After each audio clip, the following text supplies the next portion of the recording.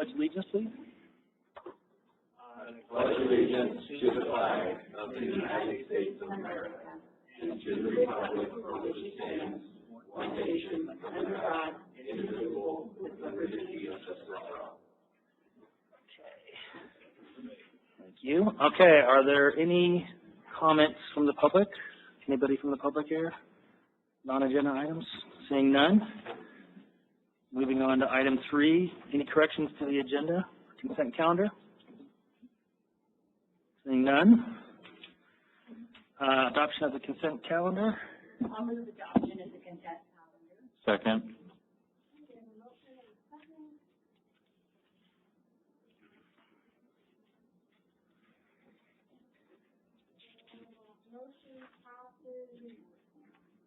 Okay. Moving on to 6A, this is a public hearing item. We're going to be opening the public hearing for this item. Mark? Hello, Mark Silas, Water Resources Manager. So yeah, as Shane said, I'm asking that we hold a public hearing to receive comments regarding the designation of the Tahoe Bayview Well Backup Power and Tahoe Well Rehab project as substantially complex, and that would allow us to require a higher retention limit of 10% instead of our standard 5%. And so, as you remember, back in December, the board authorized staff to advertise for bids for this project. We intend to advertise the project not this Friday, but next Friday, the 11th. We've had some delays to the project due to funding considerations with FEMA and a small project redesign. And so public contract code typically limits the amount of retention on the capital public works project to 5%, but the retention amount may exceed 5% if the board, at a properly noticed and normally scheduled public hearing, finds the project is substantially complex. And so that's what I'm asking to do today. The district adopted Resolution 290412 back in 2012, and that established criteria for designating projects to be substantially complex. And so I'm going to be recommending that the board designates this project as substantially complex, and it retains and requires a 10% retention due to the following criteria in that resolution. So number one, there are 2 or more different trades or subcontractors that are anticipated to be involved in the project. And so we have electrical work, we have INC, or instrumentation and controls work, we have mechanical and civil. Number 2, the project involves instrumentation controls or mechanical, just cover that. Number 3, the construction schedule is a significant concern because of the compressed construction season within the Tahoe Basin. So these are our 2 largest well sites. It's really important that we nail the project schedule so that we can have backup power in one site before taking the other down. And then number 4, the project is located in close proximity to residences or commercial buildings. And so that's the reasoning behind designating this as substantially complex. And I guess we need a public hearing, comments from the public. Any comments from the public? Seeing none. Any questions or comments from the board?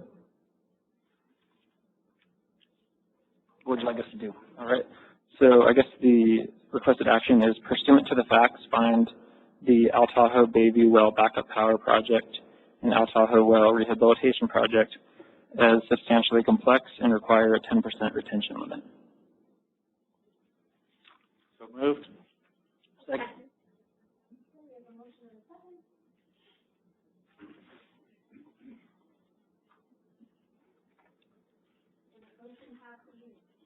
Thank you. And you have on to the next one, 6B.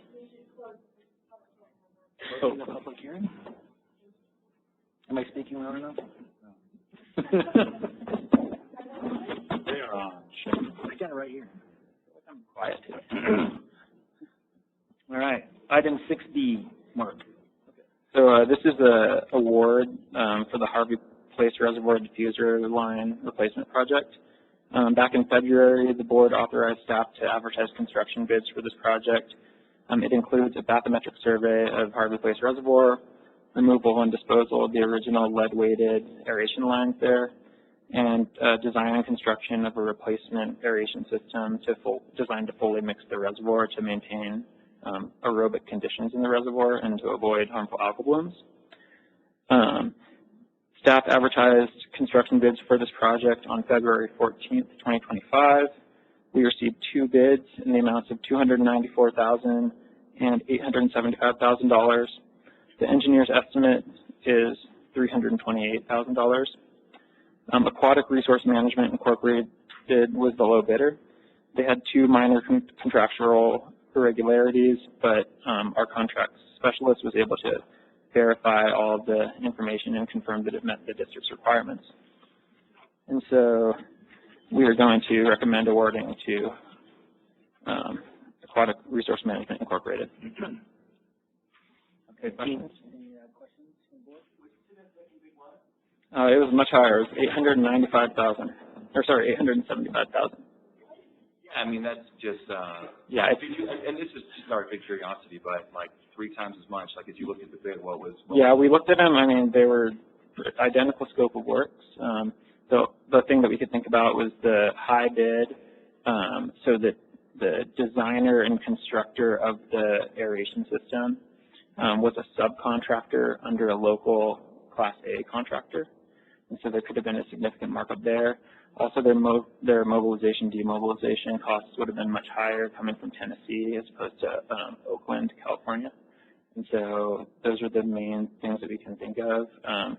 But even that said, it seems to be much higher. So, yeah. I think you mentioned it. So this organization, Aquatic Resource Management Incorporated, is out of Oakland, so they're somewhat close. Yeah. Great. Any other questions or comments from the board? Any public comments? What would you like us to do?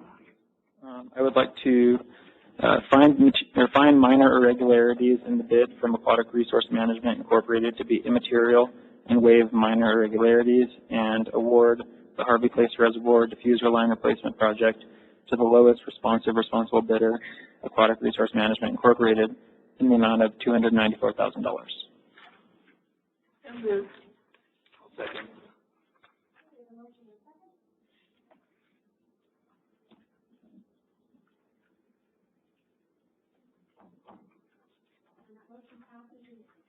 Thank you.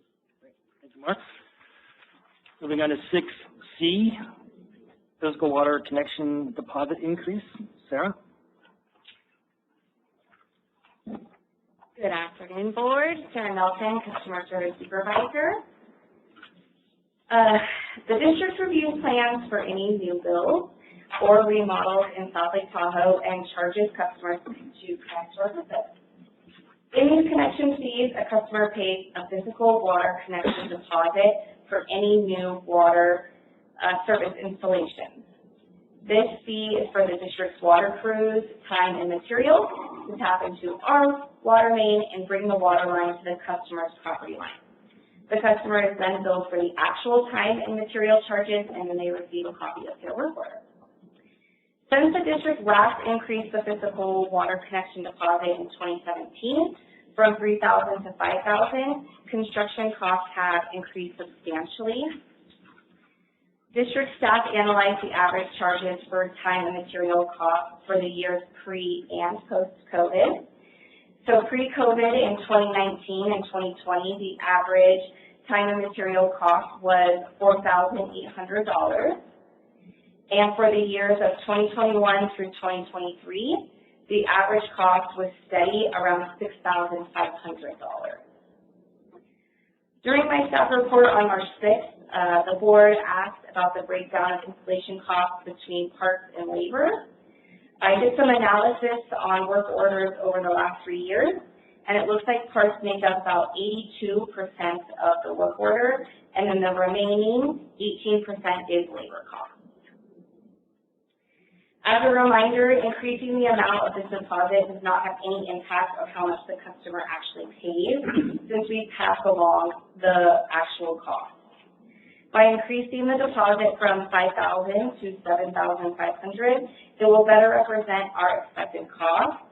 Customers will not be receiving an unexpected large bill at the end of their project, and it will relieve some administrative burden related to billing and collecting additional charges above the customer's deposit.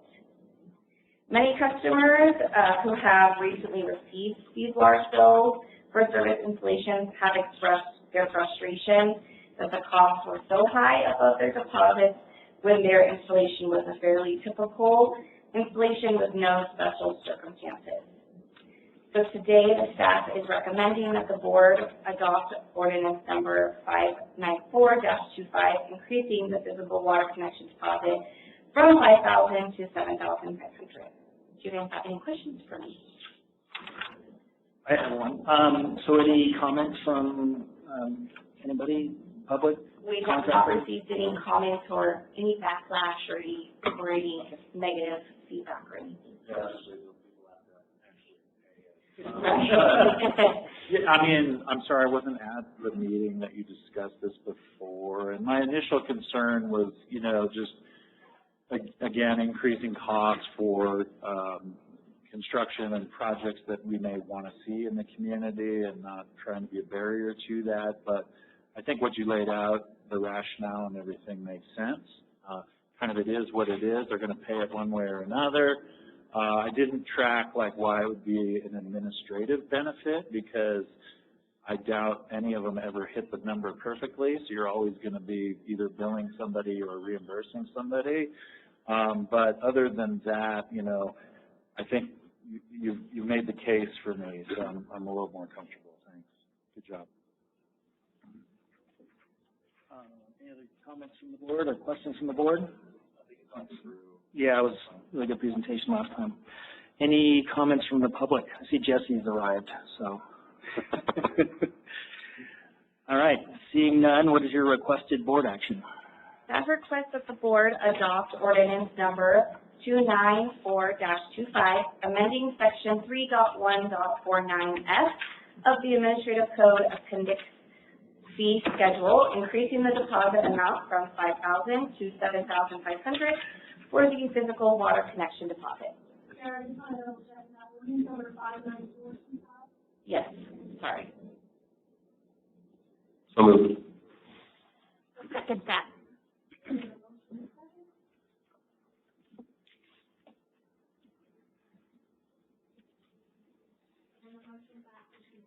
Thank you. Okay, 6C, Human Resources Department Staffing, Liz Kaufman. Ah, Adrian. Surprise, surprise. I'm obviously not Liz Kaufman, HR Director. She wasn't able to make it this afternoon, so I'm going to be presenting on this item. I'm Adrian Coombs, Director of Operations. This item is to request an additional position for the safety specialist that will be working directly for Human Resources.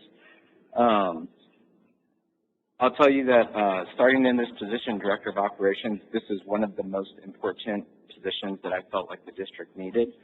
I was honestly surprised we did not have a safety specialist or oftentimes a safety officer here at the district. We have a lot of environments here that are hazardous, dangerous to work in, and everywhere else I've worked, we've always had a safety person that, you know, was always up to date on OSHA, making sure we had all our trainings.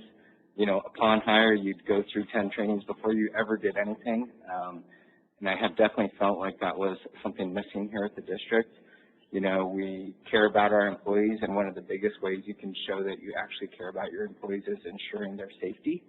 I think this position will do a lot for that. You know, right now the Human Resources Department is just 2 people, and they have all kinds of things they're working on, from the, you know, salary survey to openings. I mean, I think at some point there was 1 opening a year or very little, and now we have recruitments going constantly. And really for the HR department to be in charge of safety, that not being what they, you know, have specialized in their career, this position is going to move our safety program forward leaps and bounds. Most of our comparator agencies do have safety officers. I think there was a number in here that JPIA, their 400 member agencies, almost all of them have a safety position. But of our comparator agencies, I think I'm not sure exactly how many there are. I think there's about 20 comparator agencies that 78% of them have one. There's a lot of agencies that are smaller than us that have one or more safety positions. I think we've talked about this in Ops Committee over the past year. So yeah, any questions on this section? So I guess, can you provide kind of a high-level sketch of their job description in terms of just kind of some of the things that you see them taking over?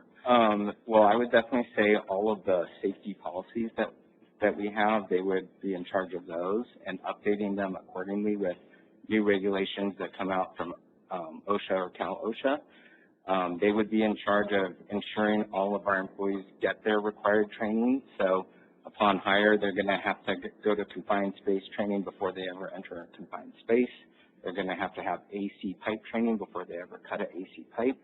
So I would see this position making sure that all of those safety trainings are met accordingly at the time they're needed. A lot of those need to be updated yearly, 6 months, every 3 years. This person would be ensuring that all of our employees are checking those boxes. They would also be doing some of our safety trainings. So right now, most of our safety trainings are by outside vendors. I would see this position as being trained to do a lot of these trainings and try to keep as many of those in-house as possible. I think they would help HR in whatever they have going on if they have some available time. I would also see them kind of going out to our job sites, going down to the lower shops and just doing some of the safety checks. Not so much an officer, but just, a person there with a complete safety minded to just make sure everything's on the up and up. Yeah, so we did talk about this in the operations committee, so I just wanted to make sure that the board was fully kind of informed of what this position is. I don't know, Paul, if you want to add any additional comments, because you spoke pretty strongly about this as well. Absolutely. And, we not only brought it up with ops, we talked about it here at the board level, we talked about it at the ECC meeting. Sure. And I have not heard anybody that's not all in favor of this position. It is exciting, especially human resources, to get somebody on board. But one of the other benefits that Adrian did mention is we do truly expect that having this person on board, developing these programs, presenting these programs, and requiring that our staff meet these programs, that in the long term our workers' comp insurance rates will come down, and that will be an overall savings to the district also. That's a side benefit. I think the safety to our employees is number one, and I applaud moving forward with this. Is this in this year's budget? It's not in this year's budget. Yes. Exactly. I heard 4 to 5 today. That's all I know. But it is not in this year's budget. And actually, Joel asked this question yesterday too. But the savings that we have achieved this year through vacancies that took a while to get filled or have not been filled yet will far outpace the cost of 2 months or 1 month or whatever we get this. Yeah, you couldn't fill it until July 1st. Anyway. Yeah, if we don't fill it until July 1st, obviously there's no impact to this fiscal year. Okay. No, I strongly support it. Thanks. Is that the timing you're looking around July 1st? I feel like it's about 3 months time. 3 months? As soon as possible, really. And then in terms of the pool of potential candidates, does it seem like it's pretty robust, or? I'm not sure. Yeah. We haven't posted it yet because we're waiting for the approval here. Okay. Yeah. Any comments from the public on this item? Seeing none? What's your requested board action, please? Authorize staff to add the position of safety specialist to the Human Resources Department. I'll move the staff requested action. I'll second.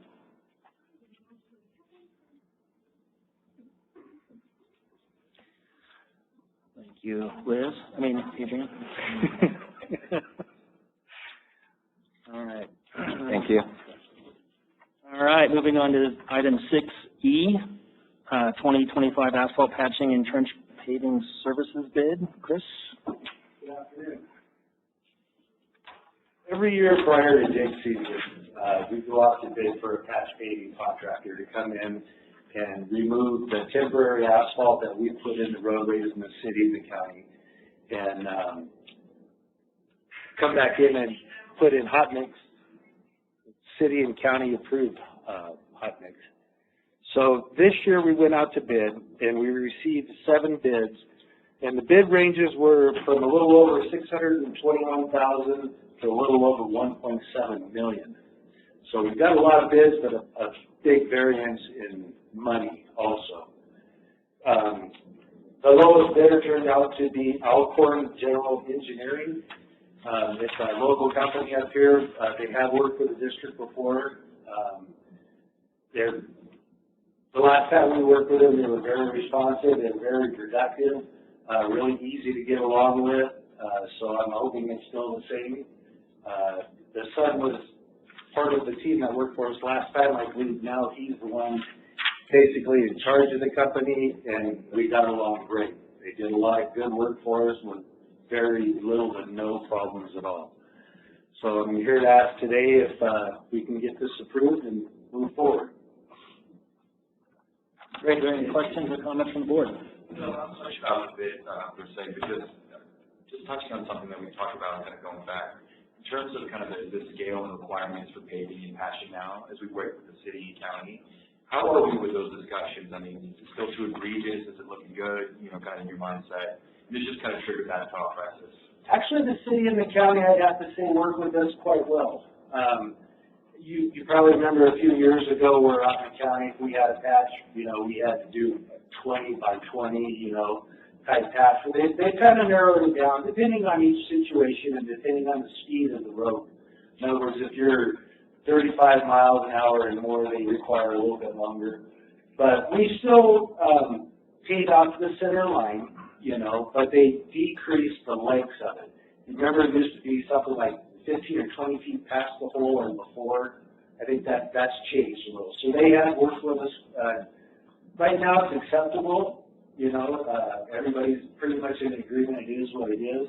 Of course, we'd like to see it just 1 foot and 1 foot on each side, but they have different requirements now. Things have changed. But everything's gone up. The price of oil, the price of asphalt, diesel, I mean, we all feel the impacts of just everyday life. And that goes all the way up to asphalt, anything that relates to it. I mean, when I first started, I remember coming here for a budget of $200,000 to do all of our patches, and you know, that's long gone. 1986? Not that part. 77. But yes, I believe they have worked with us. There were some discrepancies in the asphalt that they required in the city compared to the county. But after talking with the city, it's a little harder to get the type that they were requiring. So they worked with us and said, we're okay just going with the city and Caltrans mix. So we're all one mix. Everybody's on the same page. So I was really grateful for that. Yes. If it gets egregious at any point, we let us know. Oh, definitely, yeah, definitely. Now, so far, I'd have to say we do pretty good with each other. There's always bumps in the road, but we all manage to work those out. Chris, I think you brought this to the Ops Committee back, I guess, a couple meetings back. And then you had mentioned there being somewhat of a backlog of us being able to kind of cover some of the asphalt replacement. Is this part of that contract? As far as the existing patches out there? Yeah. Yes. Yes. Unfortunately, last summer, there wasn't as many patches done as we would like to have seen. But Adrian and I and Heidi have sat down and kind of reworded the contract document,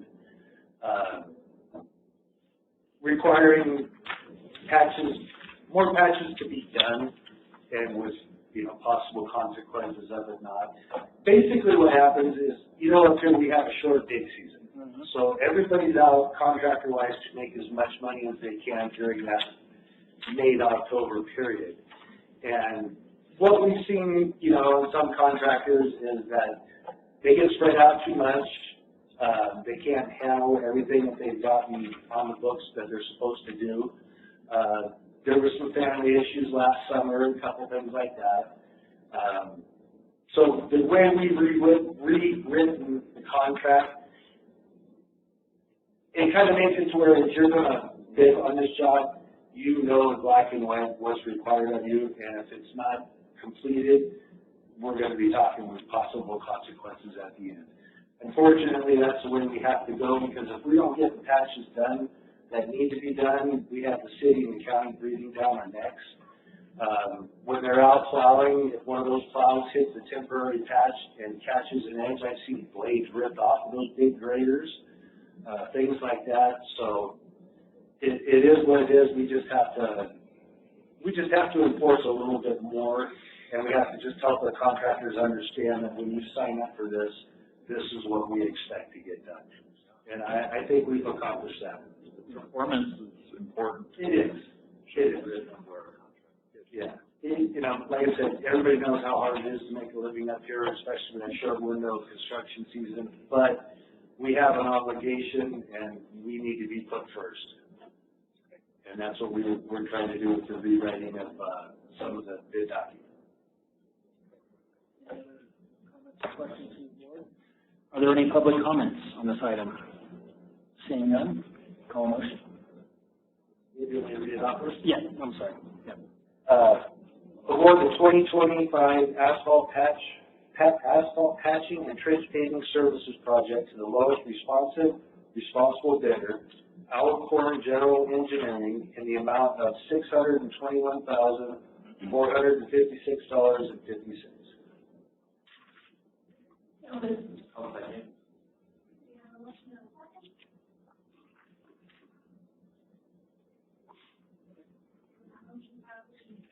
Thank you.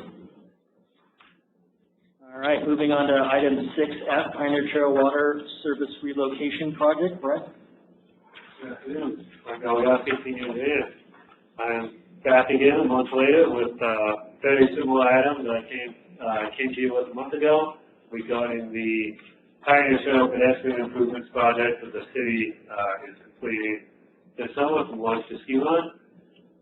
Our portion of the project is abandoning an existing water main that runs parallel to our larger diameter main, moving the services off of that, relocating things. A month ago, that total cost was based on project investment. Since then, the city opened bids, and they came in much higher than expected, not only for our work, but their work as well. So,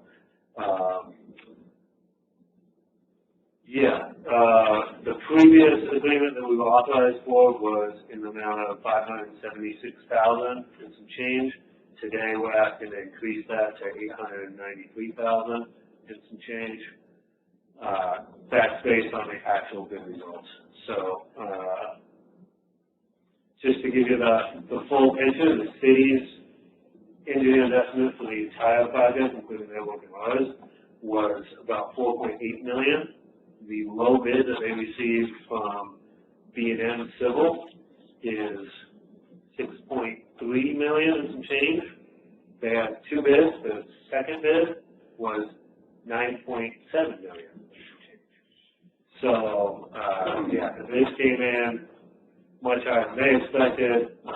They're juggling some things to make it happen, and I'm back here to you guys to increase the reimbursement agreement amount. It again includes a 25% contingency in case anything additional comes up.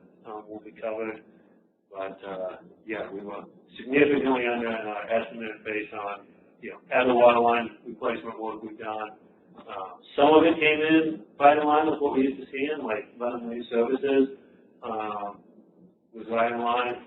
Other things, some of the repair work, some of the inner ties right in the middle of Pioneer Trail came in a lot higher than we used to see. Any questions? So did the city indicate that they are going to move forward with the project with that increase? Yeah, they're planning to. So they're planning to take it to council. I think it's the end of the month. So they're planning to move forward to council. They want to have this to fund our portion, and then they're working on juggling things in their budget to fund their portion. I'm just curious, does staff, when it's an increase like this and we're tagging on to another project, do we look at it from the standpoint, well, if we would have gone out ourselves, granted, obviously, project timing you'd have to deal with, but just wondering if you guys kind of do that analysis at all? Yeah, definitely thought about that a lot since we got the results, especially. Could we do this cheaper? You know, could we do this with ourselves and do it cheaper? Would we get it cheaper with another contractor working directly for us? The big thing that we're saving here is we're not paying anything for mobilization, traffic control, temporary asphalt, or final asphalt paving. So we're saving a lot of those costs working with the city as it is, as well as a lot of time managing another contract. You know, really we have this reimbursement agreement managed, and that's kind of the extent of it. So that's going to save a lot of effort on our end as well. Not having to write the whole big book, manage the whole contract all the way through. So there's a lot of savings that I don't think we could make up for, even if we had a more competitive bid.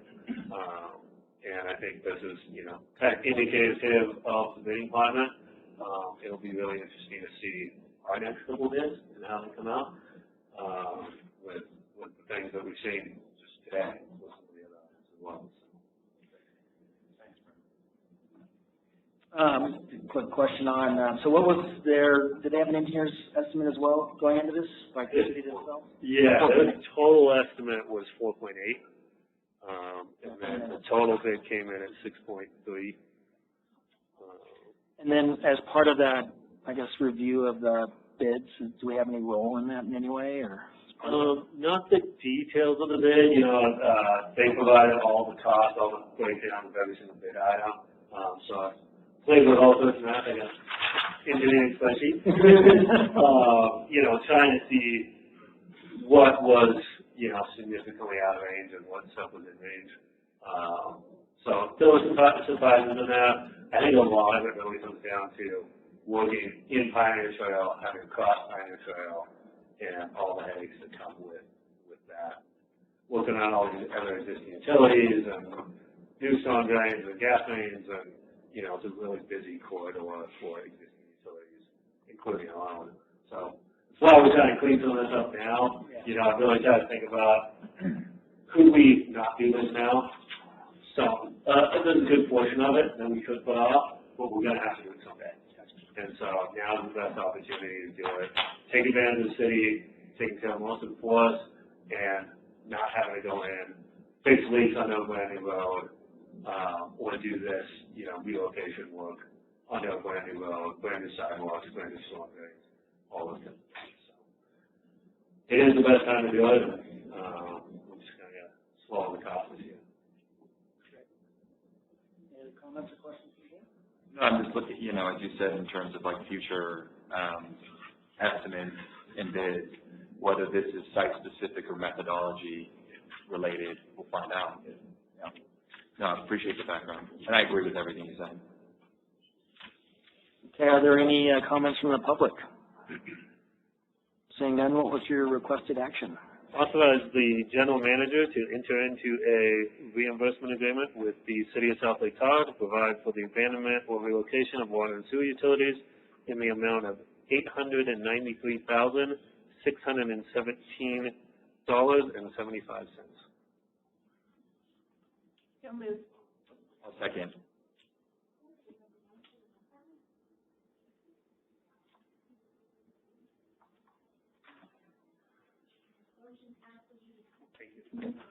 Thank you, Brent.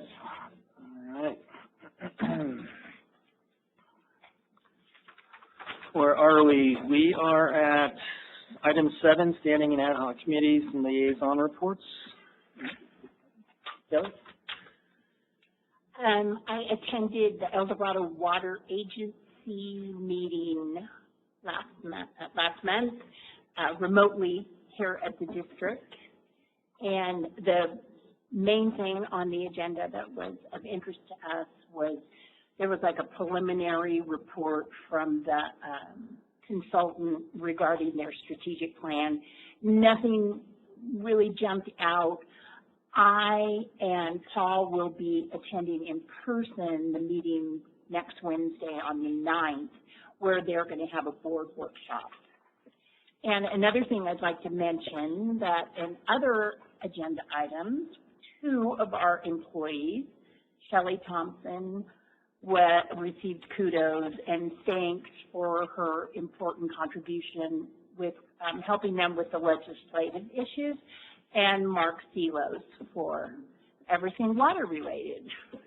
They said that the information provided and their collaborative spirit was invaluable. So we appreciate that. Yeah, feels like operations was a lifetime ago at this point. I think the biggest thing out of that was the presentation on the sea line survey and assessment. That should be coming forward soon, hopefully, for us to look over. There was some interesting perspectives on future-proofing that to be able to do it easier in the future from Ivy and crew. So that'll be interesting to see how they tackle that piece of it. It looks like there was some good conversations with the fire chiefs as well. Possible tabletop coming from that for an exercise for fire suppression on our front, but just organizational, how things would work with everybody. Just trying to read through all my chicken scratch here, sorry. Yeah, and talked about the liquid pass pump. I think that's about it on my front. You got anything to add, Shane?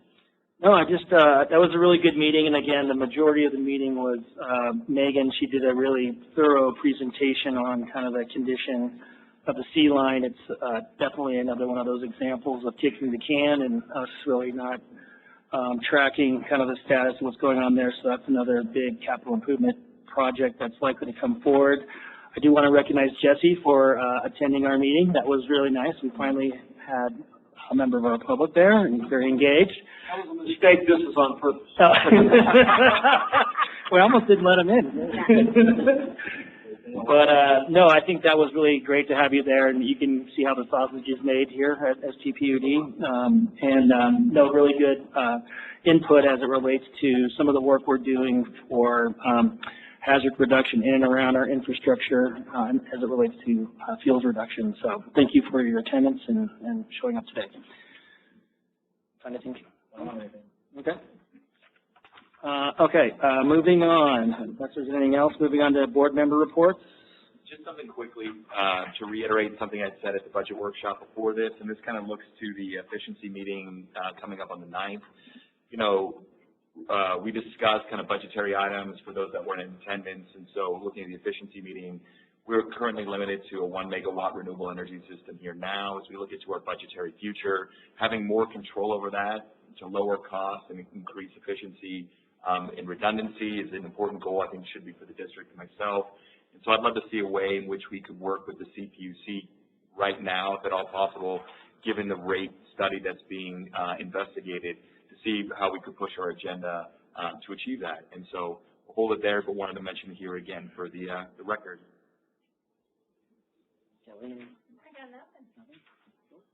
Nothing board specific, but I just want to congratulate Tommy Smith's son Elon and their 10U team. I attended the state championship for their hockey team last week, and they got third overall for the state, first NorCal. So just wanted to put that one out there. I thought that was pretty cool. Well, Jim, my TV team won the state championship. 12 of you? Yep. 12 of you did really good. Yep. But 10U put up a fight. That's so awesome. That's great. Yeah. That's really good. And again, yeah, I think you kind of mentioned this, and I failed to mention this in the standing and ad-hoc committee meetings, that we did have a budget meeting just prior to this related to rates increases. So I just want to make sure we get that on the record. Cool. Make you any, I don't have anything. I'm boring. Okay. Okay. Can we move on to 9A, legislative updates? Shelley?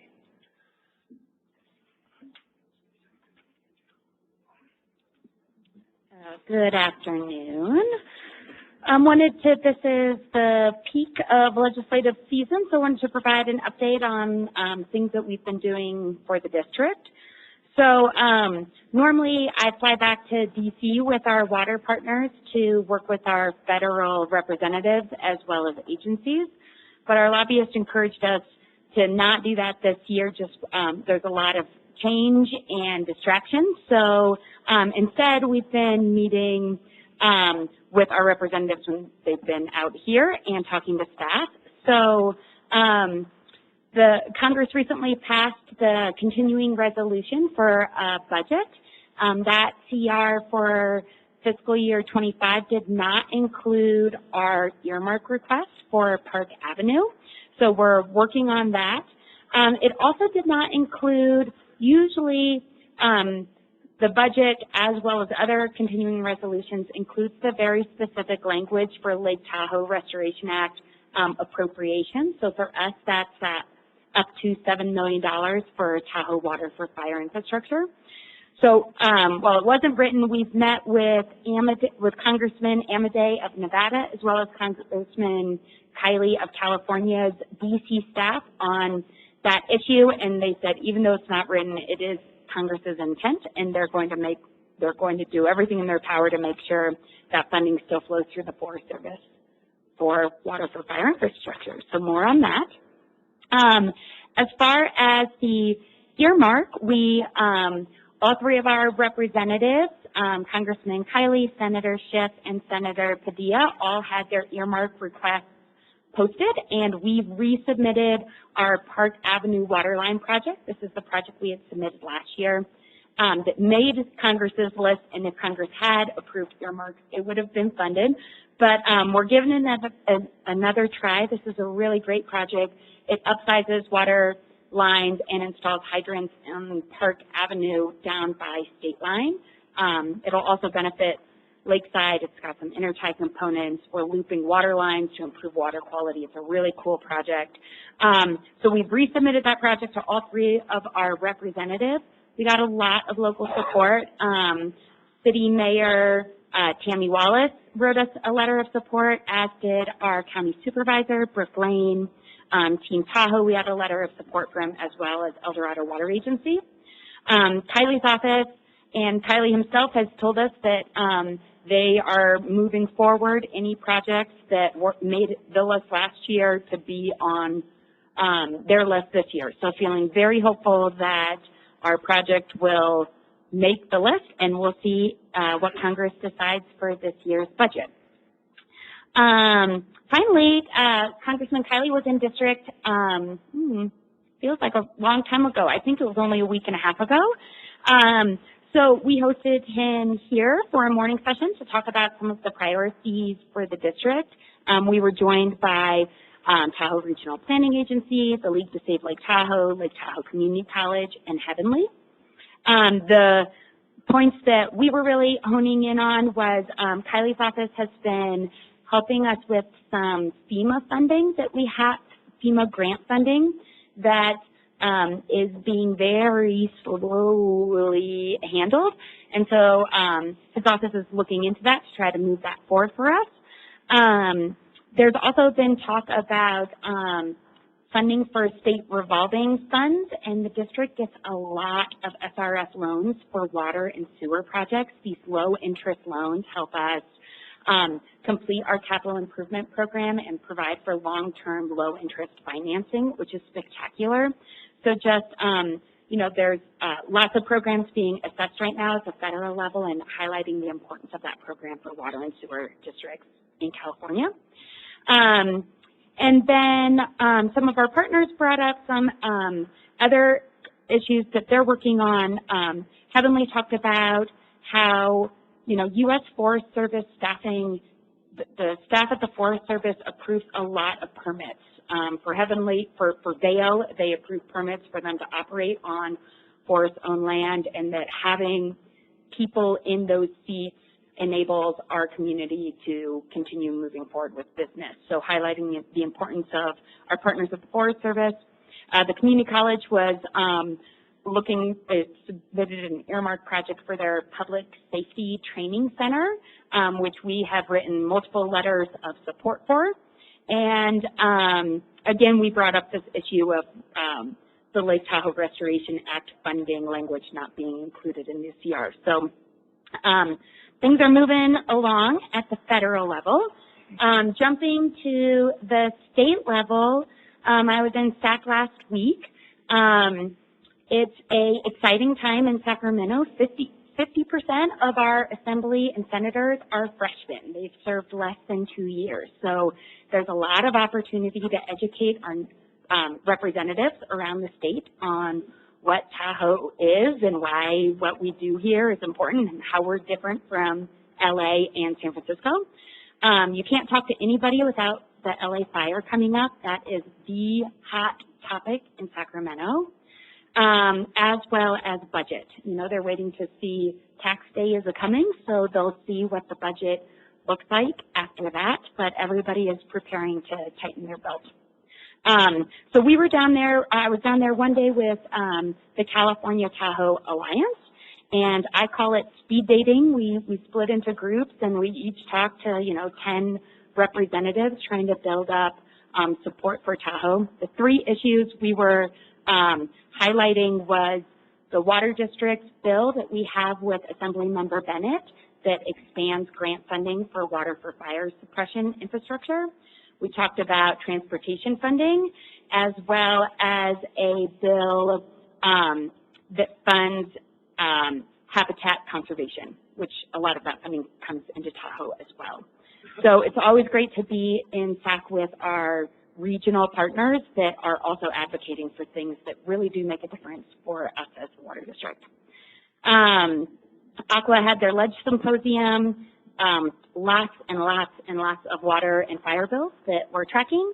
And then I also got to meet with our new assembly member, Heather Hadwick. So she replaced Megan Dolly, and she seems great. And the Dollys, both Megan and Brian, were always really supportive of the district. And, as a super minority Republican in the state assembly, she seems really pragmatic, and I think she's going to be really effective at working across the aisle.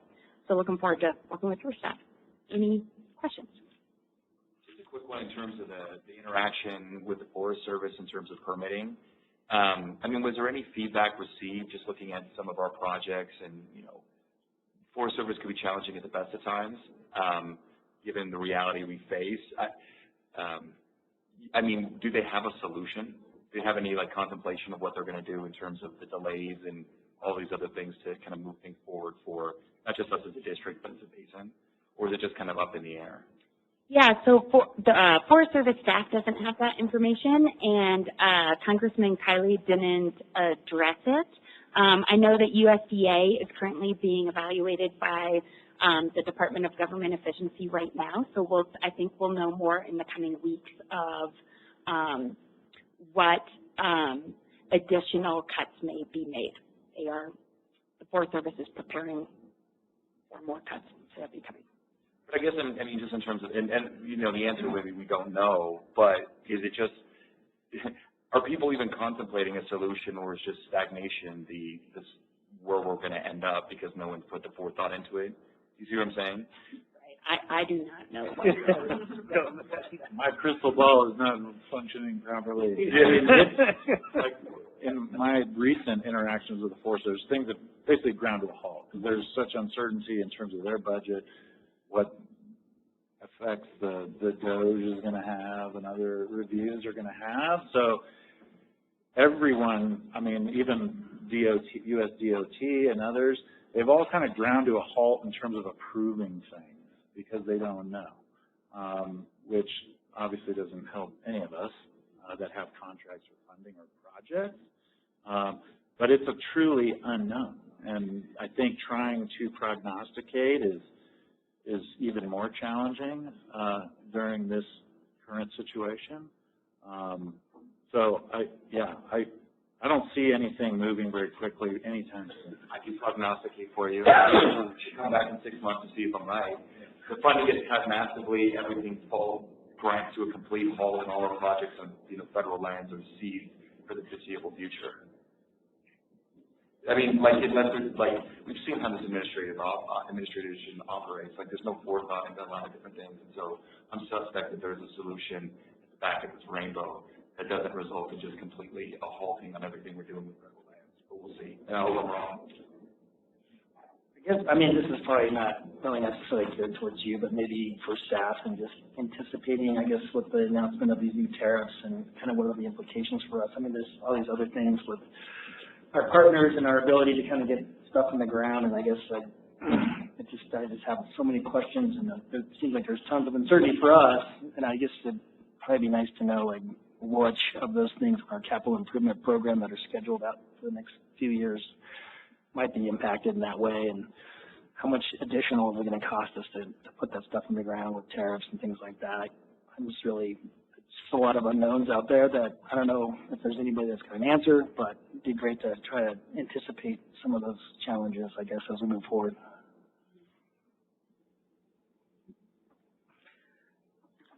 Anything else? No? Thanks, Shelley. Okay, moving on to 9B. Mark, good to see you again. Real property acquisition for water system infrastructure. Mark Zilos, Water Resources Manager. So yeah, the purpose of the staff report today is to convey the need for real property acquisition for the purposes of developing additional water supplies. And there's kind of a lot to this, so I'll kind of go through a little history here. So as you know, we've been undergoing phase 1 of our water supply master plan, and that was sort of an outgrowth of our permit application that we put in for water rights from Lake Tahoe. We have a current supply deficiency in the state line zone, and one of the main goals of this water supply master plan is to address that right now and into the future. And so we're basically conducting an analysis right now. We're working with Corolla Consultants, and what they've done so far is they've done kind of established our baseline water demands. We're looking at projected water demands into the future, and we're identifying system deficiencies now and potentially into the future. And then we're going to be developing water supply portfolios to address those deficiencies. And we're doing that in conjunction with their sub-consultant, UES, who's providing hydrogeological services. And recently they've been working on an analysis of existing hydrogeological data to determine what we're calling water supply opportunity areas. And these are areas where we have good reason to believe that we'll be able to find groundwater of sufficient quantity and quality to warrant an additional water source. And so we're kind of having these two paths. We're looking at the hydrogeology and we're looking at our system deficits. And where those intersect are the areas that we're going to want to develop additional water supplies. And kind of parallel to that, we have this test hole drilling program that is going to be initiated this summer. Recently I came to the board and got approval to work with Best Consultants, and they're going to help us prepare a bid set for this drilling, and they're going to help us do the actual analysis of the test hole drill, the well testing. And that's going to be really important information that's going to feed into the alternatives analysis that Corolla is doing, because not only are we going to have, areas of potential for water supply, but we're going to have known yields. And so that's really important. It gives us a level of certainty in our alternatives analysis. And so we're hoping for approximately 2,000 gallon per minute well in the west side of the state line zone where we know to have pressure issues, but their modeling analysis with our advanced metering infrastructure data might reveal that we have other issues that we are unaware of. And so we're kind of designing around those. But moving into this summer for the test hole drilling program, we need to identify test hole locations. And last year I came to you guys with kind of my desk study where I identified some potential areas. I'm expecting more potential areas to be identified through this water supply master plan process. But we've kind of set some basic criteria for ideal locations, and so they're parcels. And so we want parcels that are at least 10,000 square feet. It's really hard to work on tight parcels in terms of like doing the maintenance we need to do. Baby wells on a really small parcel is super hard to get a rig in there to pull the pump recently.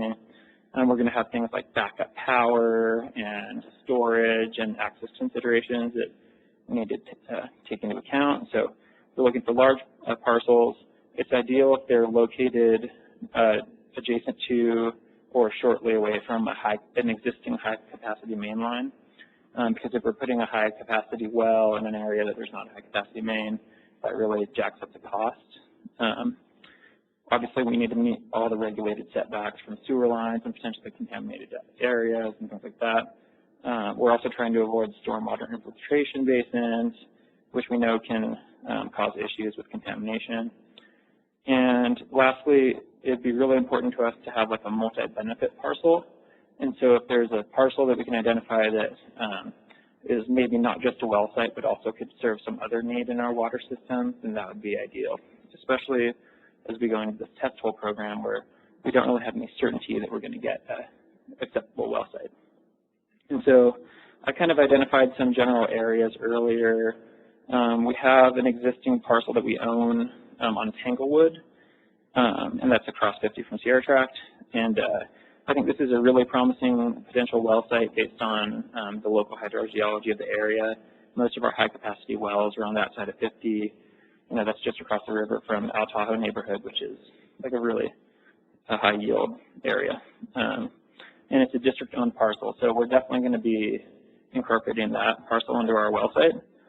And then we've identified a couple other areas previously, so Sierra Tract is one. We were initially looking at the Chris well site, but at second look, it's very small, and so it would kind of be limiting in terms of like putting in backup power, site access, pump maintenance. And then also it would require a longer pipeline run to get to a main line, so it's another benefit or another detracting factor. And so we're not ruling that parcel out, but we have started looking at other areas to the west side of Sierra Tract, so kind of along the river. And that would kind of get the well closer to where we need the water and minimize how long of a main line. And you think about it like $250,000 parcel, $250,000 mainline extension kind of can even out. And so I've actually been working with a realtor, and they sent out a mailer to a bunch of owners of vacant parcels that are in that area that we're looking at. That was just last week. We haven't heard back yet, but we're hoping to hear back soon with some interest. And then we were also looking at the Meadow Lakes neighborhood across from the elementary school. So this neighborhood, we really don't have a whole lot of hydrogeological data for there to determine whether we have certainty that we're going to get a good well or not. And that neighborhood is kind of mapped like right at the edge of the big granite rock that makes up Heavenly. And so it has the potential for having shallow sediment and maybe not so good yield, but we have had some wells that are that far up in the watershed that are successful wells. And so you kind of don't know until you drill there. But the other benefit of that area is that some of the parcels that are along Pioneer Trail there could be really good multi-benefit parcels for us.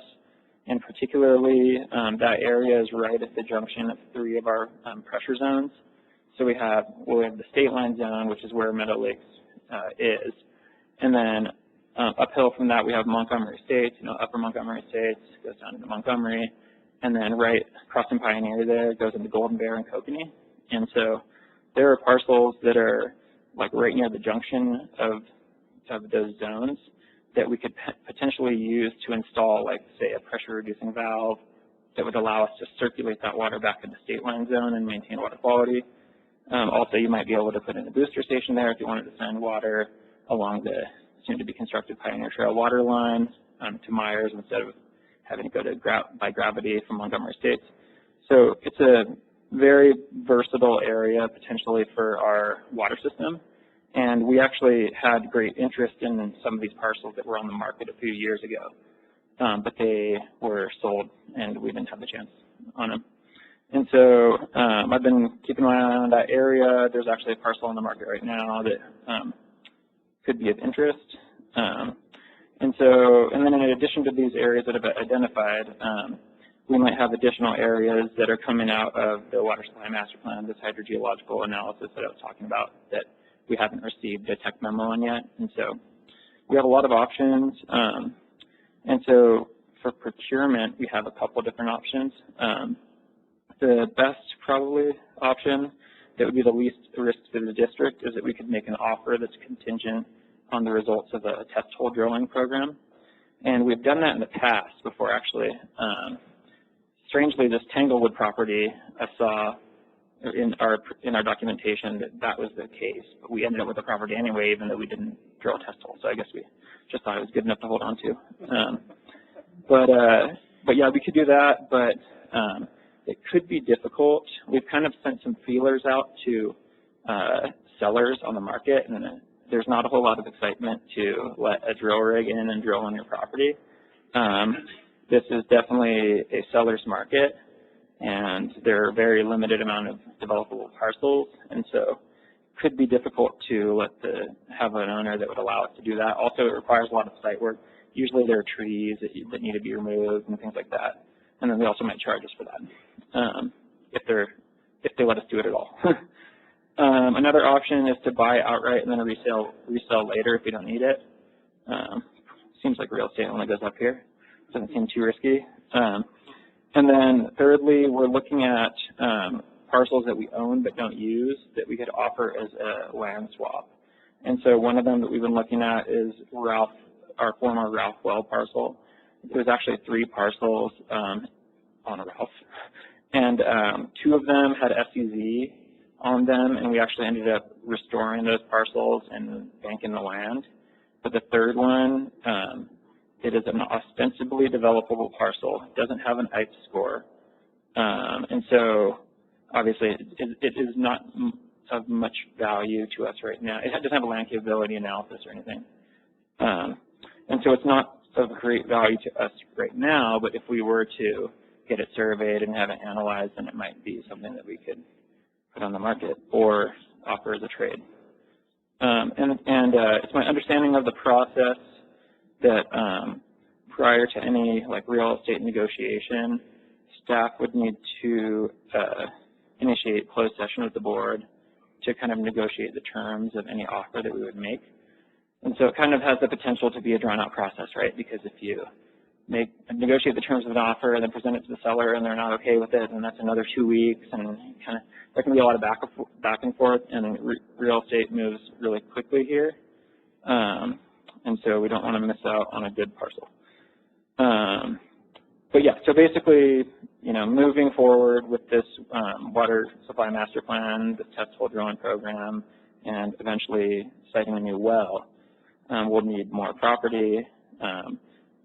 I kind of described some of the potential areas that we're looking. Happy to talk more about that in Ops Committee or at any other time.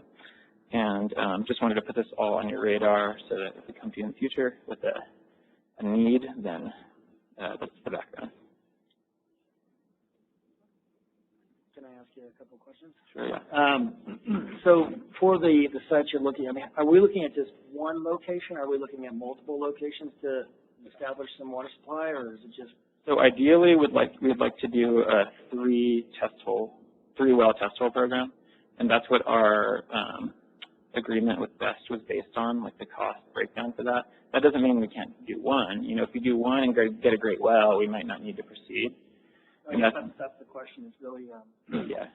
In total, the number of wells we want to establish would be just one. Well, I'd like more wells. But you can't look a gift horse in the mouth. So I think that at this current moment, we'll have a better idea of this as we do our demand projections with the water supply master plan, how much supply we'll need at different times. But at the current moment, we could satisfy our needs with one additional 2,000 gallon per minute well on the west side of the Sierra Tract. That's what it's seeming so far.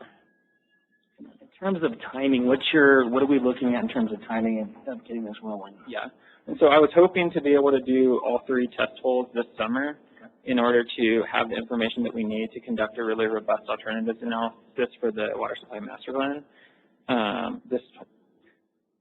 We've been working on this for a while. This sort of stuff doesn't move quickly, so I'm kind of becoming aware that might be overly ambitious to have all 3. And so kind of what I'm thinking at the moment, especially if we can't hash out one more additional property in the near future before the dig season, is that we would just do Tanglewood, just put that out to bid, and then retain our consultant for potentially next summer if we can figure out additional areas. But then, yeah, like I said, it's the alternatives analysis that we're doing to the water supply master plan, we'll have less certainty. But we do want to pick the highest likelihood well is the one that we'll drill first for the test hole program, so that we can pull the plug if we need to. I guess the one thing, you know, obviously it'd be probably best if we can utilize existing property, but it sounds like those are not necessarily the best locations for some of this stuff.